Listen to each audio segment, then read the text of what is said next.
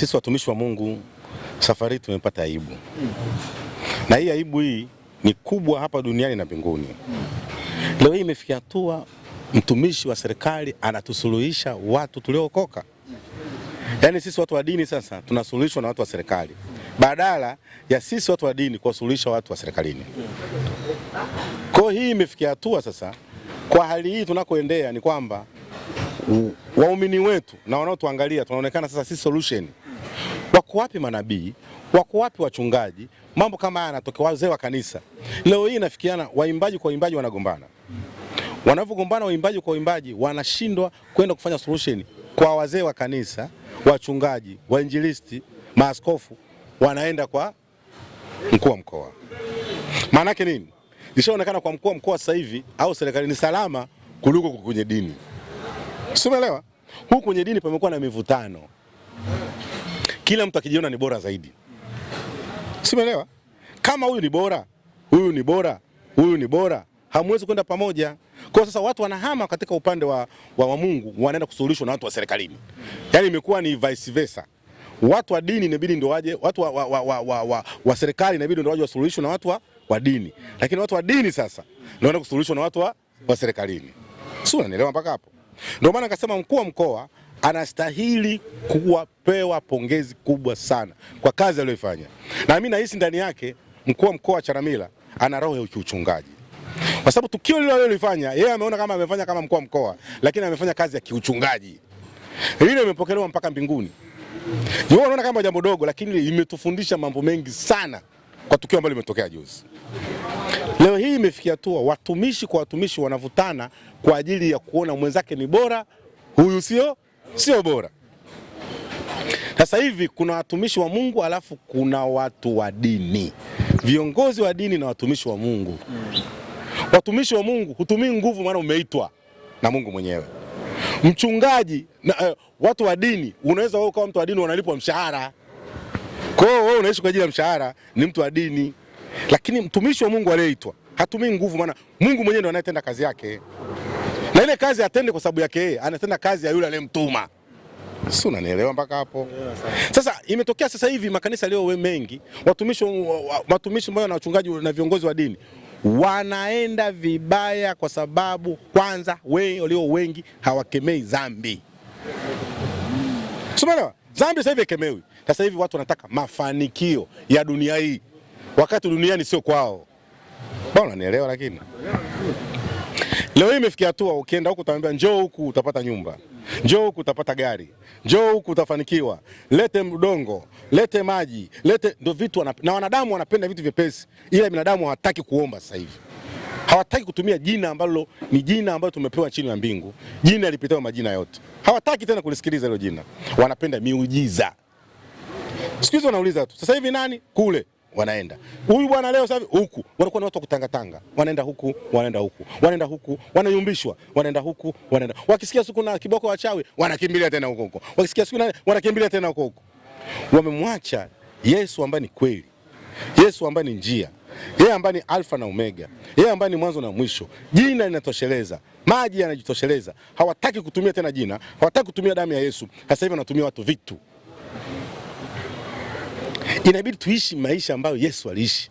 Maisha halisi aliyoishi Yesu. Mtu ana act, Mungu anisamehe, nitasema na nisiposema nitakuwa muongo. Mchungaji wa Simba anaishi kama baadhi ya mambo Yesu ameishi. Mchungaji wa Simba. Example. Mimi na mali yote. Tena mchungaji, wengine wanataka wajue jina lako kabisa kabla hujaenda mbali. Nitarudi hapo. Je, mimi umewahi kuniona hata siku moja nashindanisha magari? Sielewa? Hata sadaka wewe utaki. Na mambo ya sadaka mimi nahangaika nayo. Yesu wakati uko duniani alikuwa anahangaika na mambo ya sadaka. Alikuwa anahangaika kwa sababu alikuwa na magari yanayovutwa na punda. Uliona na Yesu alikuwa anahangaika nayo? Sio, unanielewa lakini. Pili, kukemea dhambi, watu wakemei dhambi, watu wanataka kuonekana kwa watu. Alafu sasa hivi watu wanapenda wema kwa wema. Yaani sasa hivi viongozi wa dini na baadhi ya watumishi wanapenda, baadhi ya watumishi na baadhi ya viongozi wa dini wanapenda kukaa na watu wema. Simeelewa? Mimi nikachagua, mimi nani yangu niliochagua ni tofauti na watu wengine. Mimi nakaa na walevi, mimi nakaa na wavuta bangi, mimi nakaa na watu wa mpira. ambako wao kwenye mpira walisema watu hao wako wana dhambi, kwenye mpira kuna dhambi. Kwa hiyo hakutaka kwenda kwa watu kwenye dhambi, wanakaa na watu wema. Sasa mimi nimeingia kwenye mpira. Naenda kwenye mpira na vaa jinsi na vaa kepu na bado nahubiria watu neno la Mungu. Hakuti vishawishi huko. Ni vingi. Ndio Yesu akasema sikuja kwa ajili ya walio wema. Nimekuja kwa wale ambao walifanyaje? Waliopotea. Sasa wao wanakaa na wema kwa wema tu. Watastahili nini? Unaona ninachokueleza hicho? Kwa hiyo mimi naenda tofauti na watu wengine wanavyoenda. Ndio maana mtu mwingine akwambia ni mchungaji akwambia si kweli ile tapeli. Nini? Wanataka mchungaji uvae scarf ile hapa. Mchungaji uvae ile gauni. Basi wanaona ndio mchungaji na ile fimbo. Kwa hakika mwanadamu anajua kwamba huyu ni mchungaji. Sio, unaelewa hivyo? Lakini hakuna sehemu kwenye Biblia iliyoandikwa uvae ile mavazi ili uonekane wewe ni mwema. Si unaelewa? Ndio maana Yesu kuna sehemu alimuita akasema msiniite mimi mwema, aliye mwema ni Mungu peke yake. Wale wanaonekana ni wema. Mimi naishi natural ya Yesu mwenyewe. Wewe unadhani kati ya Neema Nkone na Martha Mwaipaja nani aliyemkosea mwenzake? Pale kilichotokea ni kwamba yule mama mtu mzima anaonekana ndio aliomba msamaha. Kwamba kamkosea yule dada yule Martha. Kwa nini wailete kwenye public? Kwa nini wailete kwa watu? Kwao hakuna wachungaji, kwao hakuna wazee wa kanisa, kwao hakuna wainjilisti, hakuna manabii na mitume. Okay. Mpaka wanalileta huko serikalini. Okay, sasa manani kwenye interview ambayo alifanya yule mama Ulu Nkone, yenda alianza kuzungumzia kwamba kuna siku alimpigia Martha simu, Martha akamwambia usinizoee, sijui usinishauri. Akaongea kwenye media. Baada ya Martha kuisikia hiyo, ndo akaanza yeye pamoja na yule mtoto wake wakaanza kumtukana yule mama, ndio chanzo kikaanzia hapo. Sasa na watu wengi wanamlaumu sana Martha Mwaipaja kwa kitendo hicho kifanya na kumtetea yule mama. Lakini yule mama ndo alianza kusema, wewe unahisi hapo anayepaswa kulaumiwa ni nani? Ni yule mama aliyeongea kwenye media kwamba kuna wakati alimpa Martha ushauri, Martha akamtukana, akamwambia kwamba atamfanya kitu kibaya na Martha akajibu. Wewe unadhani hapo ambaye akutumia busara ni nani? Wote wakutumia busara. Umeona? Huyu alipoomba msamaha, yule na yeye inabidi amwombe msamaha mwenzake. Mimi ninachosema, kwa nini walipeleka serikalini? Wakati swala hili ongeza kulimaliza huko wazee wa kanisa. Ni picha gani inatuonyesha sasa kwa waumini wetu? Waumini wetu wanatuona kwamba sisi hatutoshi. Ina maana mimi jambo liko kubwa na mimi niende kwa mkuu wa mkoa akalimaliza. Ndio picha inapokuja. Lakini busara tungesikia bwana, mwinjilisti fulani au nabii fulani au mchungaji fulani ndio kamaliza mzozo wa huyu na huyu. Inaita faraja sana. Unaelewa?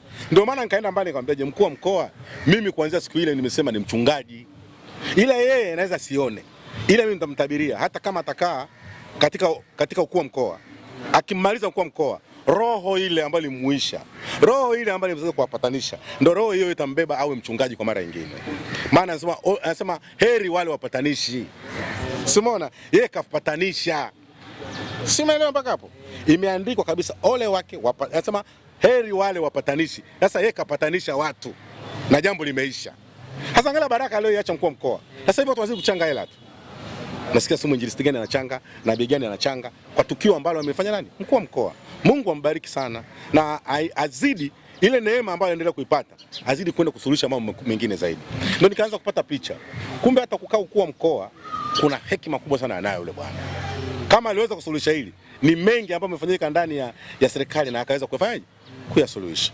Sasa kwa kitendo ambacho mkuu wa mkoa amekifanya kuweza kumsuluhisha Upendo Nkone na Martha Mwaipaja, wewe unaona kuna haja ya mkuu wa mkoa kwenda kusuluhisha ndoa ya Pastor Nick Shaboka pamoja na Rose Shaboka? Ndio kunakoelekea.